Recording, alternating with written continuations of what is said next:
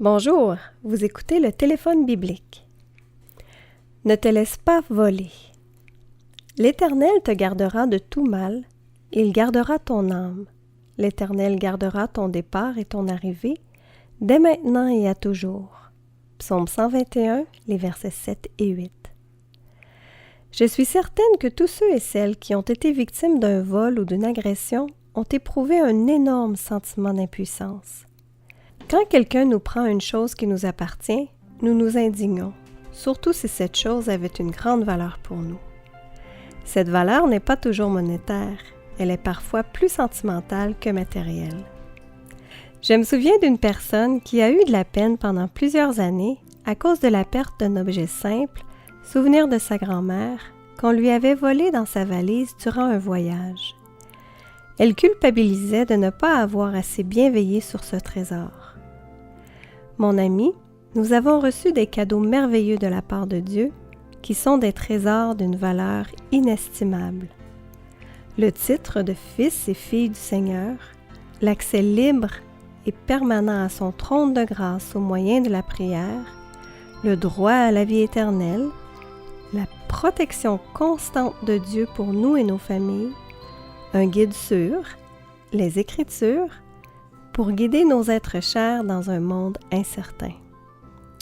Bien entendu, nous sommes certains de tout cela.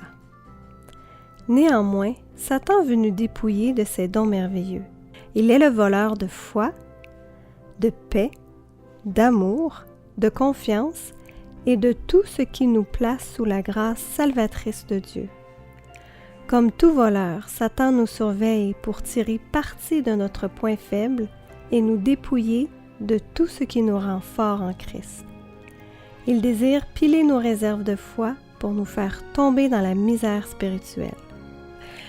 Il tentera par tous les moyens de vider notre esprit de tout ce qui est saint et pur pour prendre possession des commandes de notre corps, l'esprit. Restons vigilants, veillons sur nos trésors, ne nous laissons pas voler. L'âme chrétienne sait qu'elle en a besoin pour construire sa vie et celle de sa famille en visant l'éternité. Fermons les portes du doute, de la mondanité, les fenêtres du pessimisme, qui sont les endroits favoris de Satan et de ses troupes.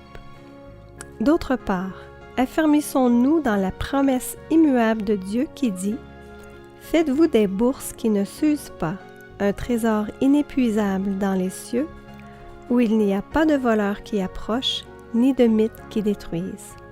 Car là où est votre trésor, là aussi sera votre cœur. » Luc 12, les versets 33 et 34. Ce message vous a été présenté par vos amis de l'Église adventiste du Québec, un service dans votre communauté. Soyez au rendez-vous demain pour un nouveau message.